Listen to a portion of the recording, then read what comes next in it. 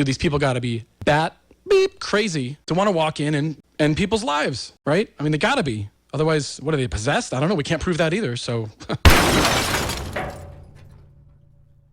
Does mental health play a role in mass shootings?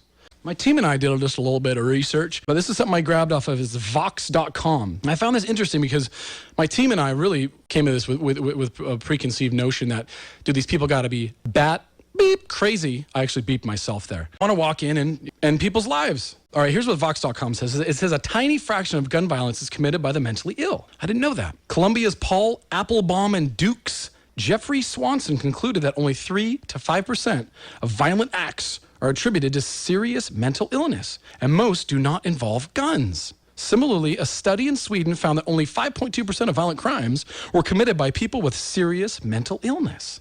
Okay, I mean, wow. Here's something actually I added. This was a statistic by the PewSocialTrends.org. Between 1993 and 2013, shootings had actually gone down by 49%. That's pretty interesting when looking at the media saying guns are killing people and guns, oh my gosh, everyone run for the hills, guns are bad. But here's an article. It's Myth versus Fact, Violence and Mental Health by Mr. Jeffrey Swanson, Duke University, June of 2015. He said that mass shootings are relatively rare events that account for only a tiny fraction of American gun deaths each year.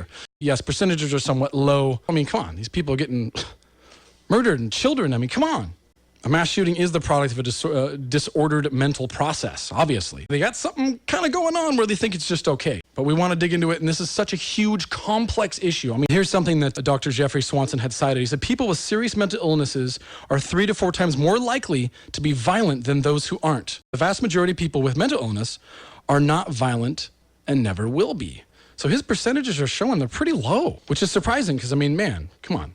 And I've gone through the list of these, we'll just call them murderers because I don't even want to put their names on it. Let's glorify, let's turn these people into mass murdering gods. I don't think so. Call them murderers, call them disturbed, whatever you want. Let's just leave it at that. In one recent study, you found that adding more mental health records to the background check system can prevent some violence, but only a very small amount. That's part of the whole, the gun restraints, right? Okay, adding more mental health records might prevent some, but only a very small amount. He doesn't actually say what the small amount is. Well, that's kind of disturbing. But there's something else he said. He said blocking people with serious mental illness from buying guns worked, but it didn't have a huge impact. This is a study he did in Connecticut. It was a natural experiment. Prior to 2007, they actually didn't report mental health records to the National Instant Criminal Background Check System. They compared 2 groups for 8 years. After the period the gun provisions were enforced, the differences went away, but 53% drop in their likeliness of committing a violent crime. So not necessarily guns, but violence, right? But he did say after that, there was a minimal change. So, what's the minimal change? We're searching for answers in that.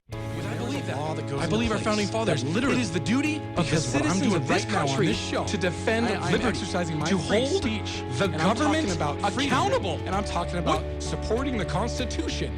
Where's the accountability? They hold us accountable. I would be a patriot. They hold us accountable. Yet they establish laws.